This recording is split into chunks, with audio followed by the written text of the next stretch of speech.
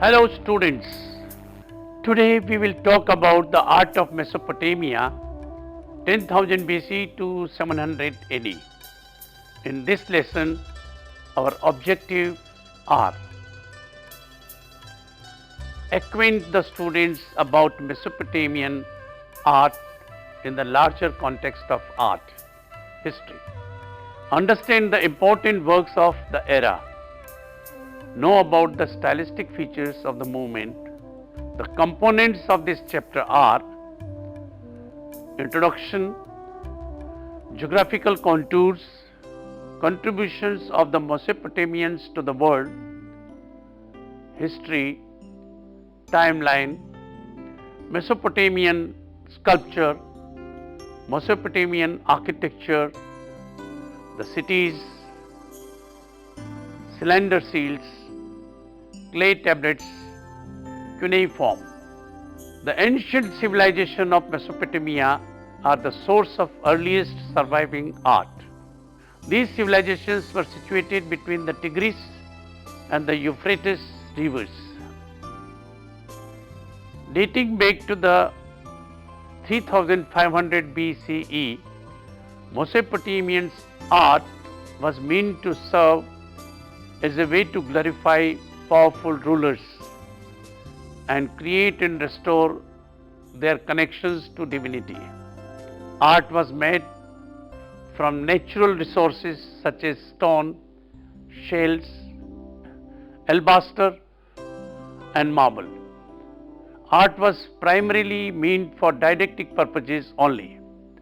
No artist signatures can be found on most of the work because the pieces were meant to embody the subject matter rather than the creator. Popular items that typify this time period include cylindrical seals, narrative relief sculptures, and lavishly decorated tombs.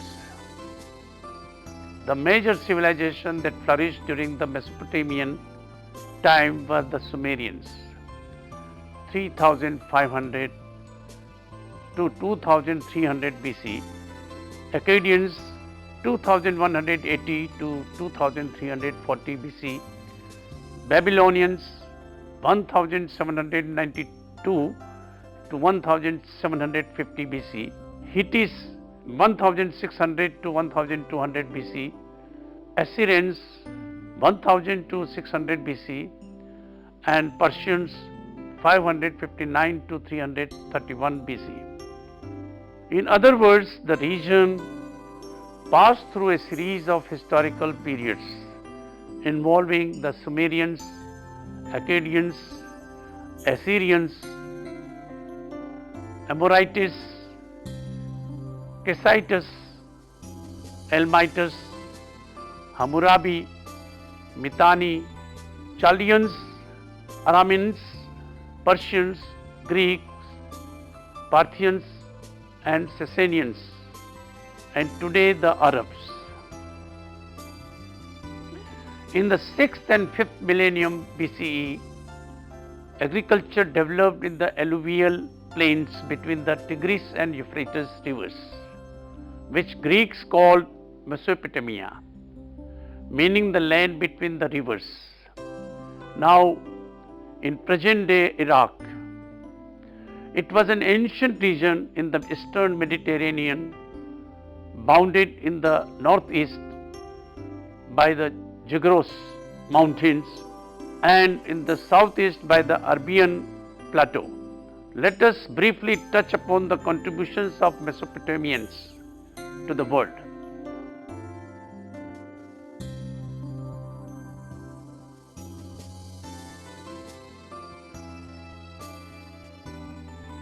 The Mesopotamians built canals to distribute water throughout the land, uniting thousands of villages. Other important developments or inventions credited to the Mesopotamians include, but are by no means limited to, domestication of animals, agriculture, common tools, sophisticated weaponry and warfare, the chariot, wine, beer, demarcation of time into hours, minutes and seconds, religious rites, the sailboats and irrigation.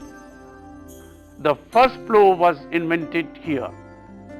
The potter's wheel evolved into the wheels of the cart in this civilization. The Mesopotamians' need to control the water for these uses gave strength to their political leaders and led to the development of the city-state. Among them were Ur, Assur, Nineveh, Nimrud, Amek, Kish, Umma, Erech, Lagash, Tello, Nippur, Larsa and Babylon. The civilization, the Sumerians specifically, is also credited with the invention of writing. Although writing is also known to have developed in Egypt, in the Indus Valley, in China, and to have taken from independently in Mesoamerica. The imperative must have been due to a long distance trade for keeping more careful track of accounts. Mesopotamia was the setting for such famous Bible stories as the Garden of Eden, the Tower of Babylon, and the journey of Abraham from the city of Ur. The earliest known civilization of Mesopotamia grew up around Sumer in the south of modern day Iraq from about 5000 BC. As many cultures developed, their progress is seen firstly in their painted pottery, figurines of clay and veined alabaster, amulets and stamp seals became increasingly sophisticated.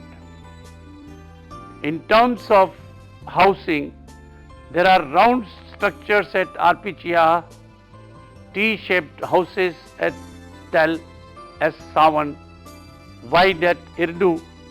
Archaeologists excavated a sequence of shrines from an early mud brick but to an elaborate raising building with buttressed walls.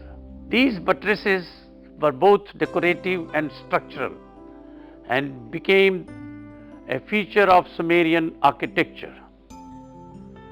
At Ukair, the whole temple was adorned with mural painting. Cylinder seals were carved, and these are our main source for the iconography of the different periods.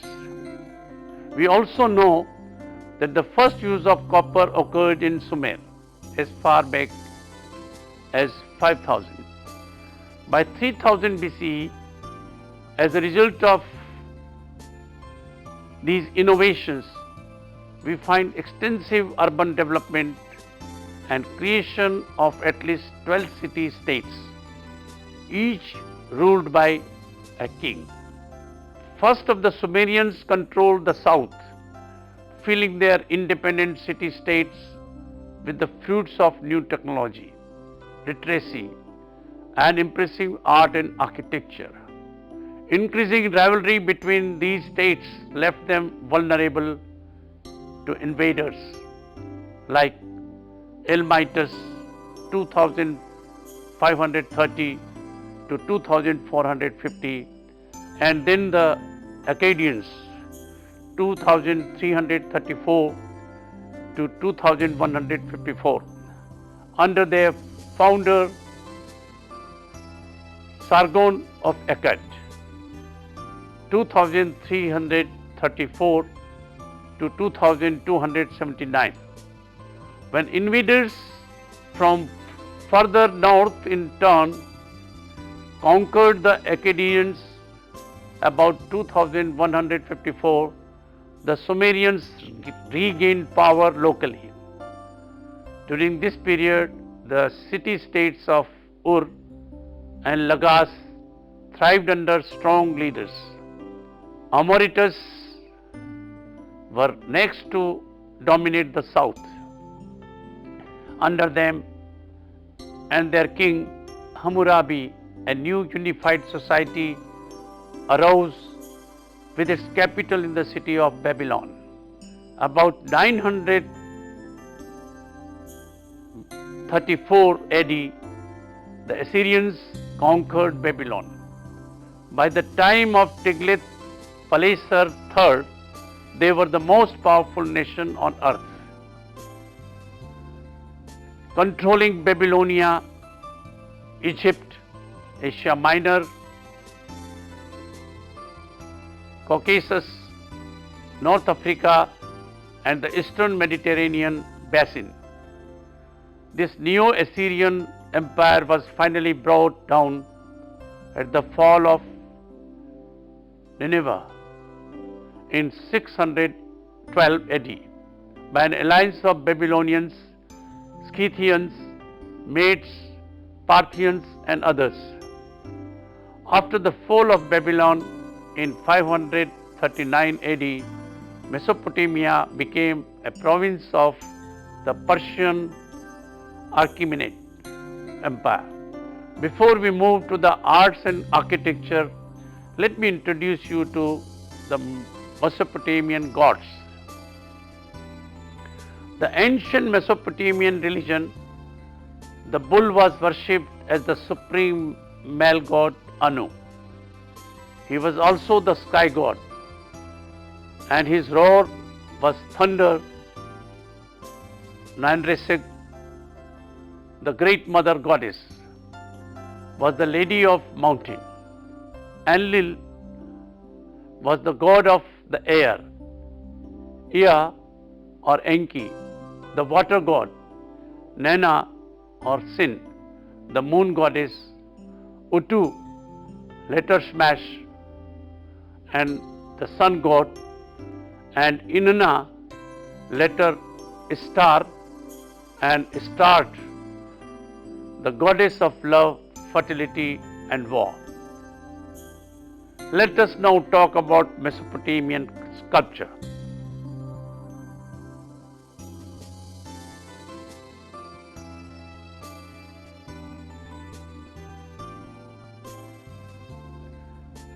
It features a distinct stylized aesthetic. The figures are typically presented either as front profile or side profile. Textures are often achieved through repetition of lines or dots. Lamassu, discussed in great detail in the chapter Art of Assyria. Guardian angels are one of the most impressive pieces of Mesopotamian sculptors. These are three-dimensional at the front. Their sides are only carved in relief. They take the form of animals, real or imaginary, or animals with human heads.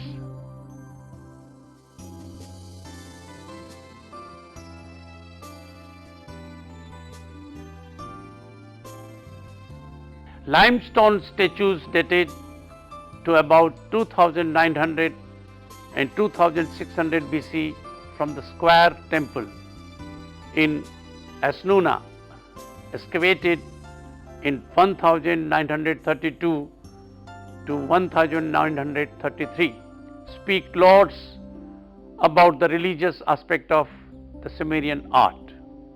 These devotee figurines, men and women, are related to an ancient practice where individual worshippers could set up images of themselves in a shrine before a larger, more elaborate image of a god.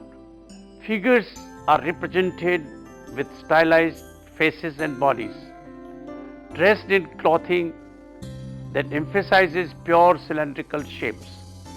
They stand solemnly, hands clasped lapsed in respect, perhaps a posture expected in devotional contexts. The bold, glaring eyes may be related to statements in contemporary Sumerian texts that advise worshippers to approach their gods with an alternative gaze. As with the face of the woman from Uruk, arch brows were inlaid with dark shell, stone, or bitumen that once emphasized the huge staring eyes. The male figures, bare chested and dressed in what appeared to be sheepskin skirts, are stocky and muscular, with heavy legs, large feet, big shoulders, and cylindrical bodies. The female figures are as massive as the men. Their long sheepskin skirts reveal sturdy legs and feet. Let us look at some more examples.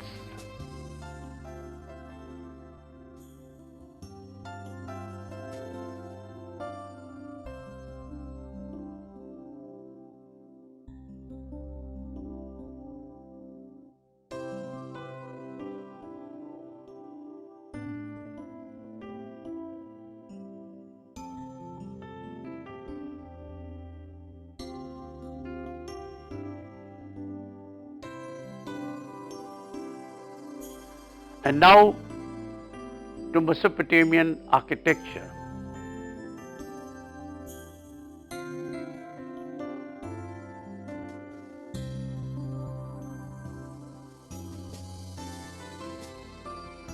As Mesopotamia is virtually devoid of stone, bricks made from clay or mud were the primary construction material. Consequently, little survives of Mesopotamian architecture. Mesopotamian buildings were almost exclusively arched because of the use of bricks. Within a Mesopotamian city, much of the architecture, including palaces, temples, and city walls, was often linked together, forming a vast municipal complex. The architectural bulk of a Mesopotamian city was relieved with spacious courtyards.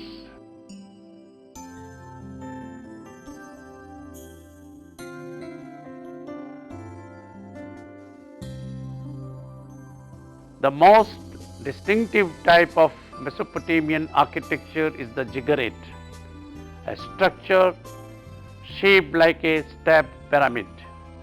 A ziggurat typically featured little or no interior space, instead serving mainly as a platform for a temple. The exterior of the ziggurat was often decorated with glazed tiles, murals or mosaics, and landscaped with trees and gardens. Ziggurats are exemplary of load-bearing construction, a system of building that began in the Neolithic period. Their massive walls had small openings or none at all. They were usually solid stepped structures tapering towards the top, with a wide base supporting the entire weight of the ziggurat. Let us look at some more views of ziggurat.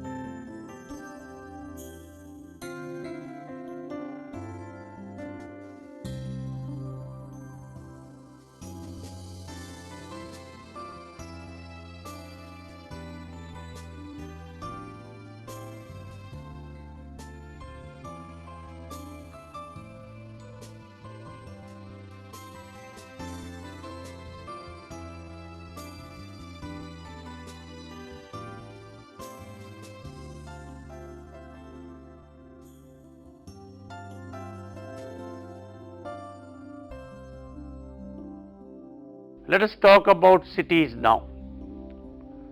Between 4000 and 3000 BC, a major cultural shift seems to have taken place. Agricultural villages evolved into cities simultaneously and independently in both northern and southern Mesopotamia. In these cities, organized religion played an important role as they worshipped numerous gods and goddesses. Those who controlled rituals and the sacred cities eventually became priests. Each city had a special protective deity, and people believed the fate of the city depended on the power of that deity.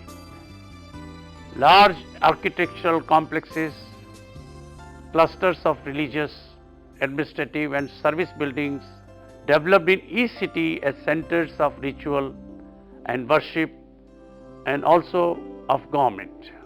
Towards the end of the 4th millennium, monumental architecture characterized at Uruk by huge shrines with complex plans and elaborately niched walls, or with engaged or freestanding columns, studded with a mosaic of colored clay cones in geometric patterns. Look at the chapter Art of Sumeria for detailed discussions. Cylinder seals.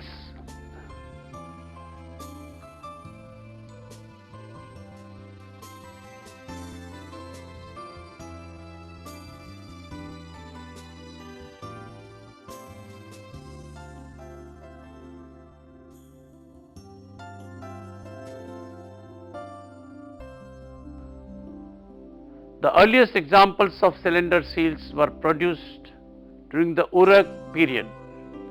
The seal here is a small stone cylinder into which an image has been carved in a process known as intaglio printing. The seal's hard, incised surface would have been pressed against a soft surface, leaving a raised impression in reverse.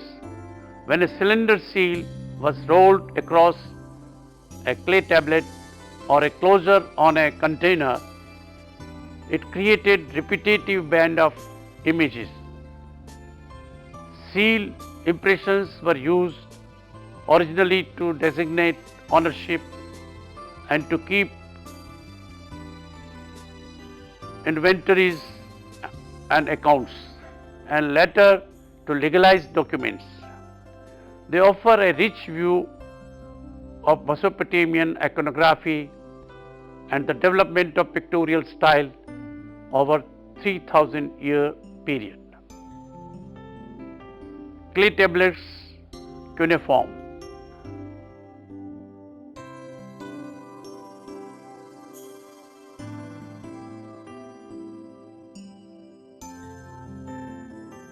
The use of seal impressions to designate ownership contributed to the development of writing. During the Uruk period, around 3500 to 3000 BC, abstract wedge-shaped characters began to appear on clay and stone tablets.